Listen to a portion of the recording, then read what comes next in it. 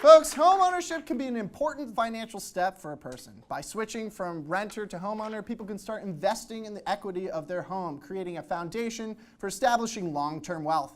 In Minnesota, minority communities have consistently lower rates of home ownerships than the white population. Here to unpack this is Minnesota Tonight's correspondent and actual black person, Denzel Belin.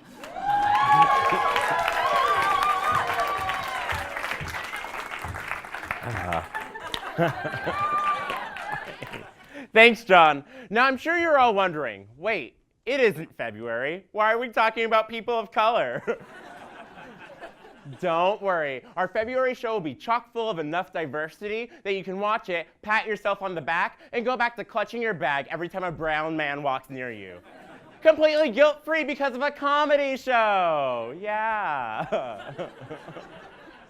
This struggle of minority populations owning houses is not a coincidence. It's not like black people are adverse to houses. In fact, we know that when we put black people in houses, it usually benefits everyone.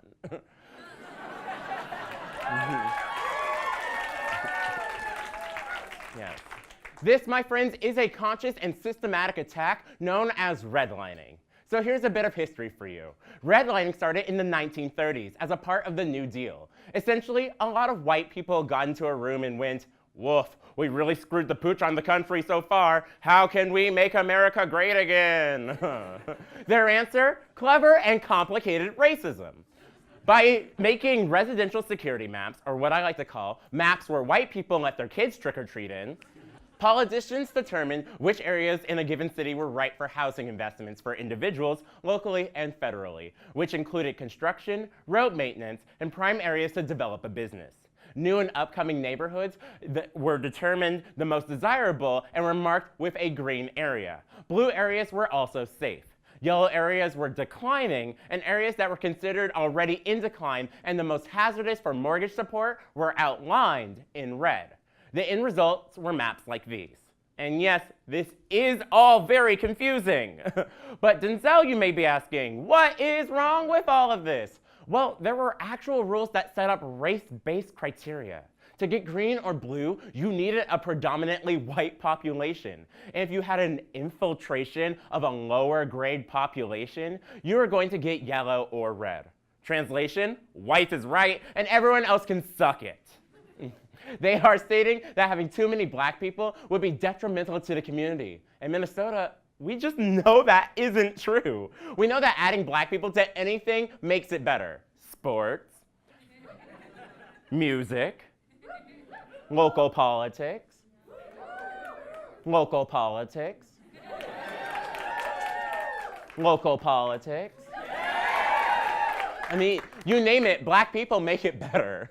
And sure, the Fair Housing Act of 1968 combated redlining, making it illegal to discriminate on housing decisions on the basis of race. But with 30 plus years of damage, which included, but was not limited to, black people being offered only egregiously predatory loans from banks to liquor stores targeting only red line districts, a fate was cemented, which we are still fighting against.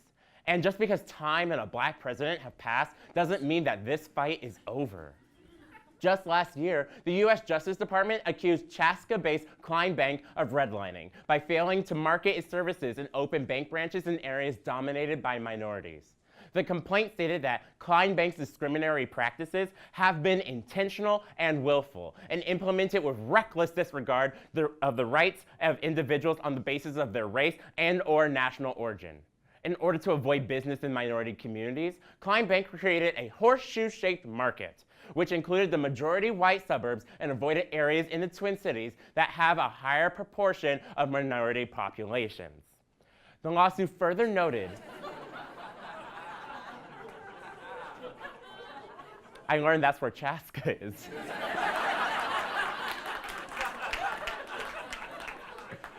The lawsuit further noted that Klein Bank's market excluded 78 of the 97 tracts with predominantly minority populations in the metropolitan area. The bank responded, saying not having Minneapolis and St. Paul branches is just good business, not discriminatory. Yeah, and Hotbody23 stating no blacks, no rice, no spice on his Grindr profile is just a dietary restriction. Yet, in an effort to not judge after one very incriminating lawsuit filed by the US Justice Department, I decided to see for myself if the bank is as bad as it seems. A quick visit to kleinbank.com gave me a lot of insight, and it was not good, y'all. I was first greeted with the image of an intimidating figure in a black hoodie that I should be afraid of stealing my money. Then a picture of a woman who definitely mispronounces her son's black friends' names and thinks their hairstyle is funky. Behind her is an out-of-focus white man, probably hiding from the fact that he's in hot trouble for touching Sharon in the break room, but for realizing that she does indeed work for HR. And my biggest hope yet, an out-of-focus woman in the background. Possible fuzzy diversity, Scrolling down, I found the following graphic and map, showing me all the convenient Minnesota banking locations for Klein Bank. I'm sorry, but anyone who thinks St. Bonifacius and Norwood Young America are convenient, let alone real city names, must have a fuzzy view of the world. Also, ask any black person how convenient going to Coon Rapids is. My guess, just as uncomfortable when Susan calls you Dennis and asks if you have an extra marijuana for her glaucoma. Friends, things are not getting better. The Twin Cities have the lowest rate of black home ownership amongst the 80 US cities with significant minority communities. And from 1990 to 2015, it's gone down from 31% to 23%. Hispanic home ownership rates have also declined, while white ownership rates in Minnesota remain amongst the highest in the country. Minnesota, this is a huge problem, and not just for minority populations. Home ownership can create lasting generational wealth. It builds equity. It's necessary to lift a community out of poverty. This glamorous idea of owning a house and seeing it appreciate in value so I can one day sell it or give it to my kids, it's like the tooth fairy to me. Something I believed in until I got older and saw the world for what it truly is. If yet another generation of black and brown lives are born into a system of generational poverty and a lack of affordable housing access, the entire state economy will suffer. We need to create a path to home ownership and wealth for minority communities, both because it is the right thing to do, and it's the only way we're going to protect the economic future for everyone, which means you too, white people. If you don't change things now, and all of the black people leave just to have a chance at economic happiness, we really will have no chance at the Super Bowl.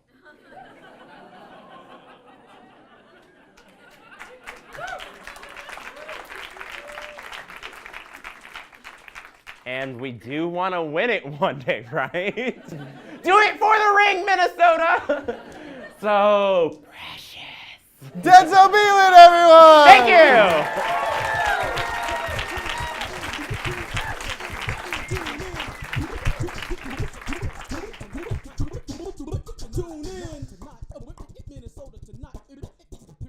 Minnesota tonight.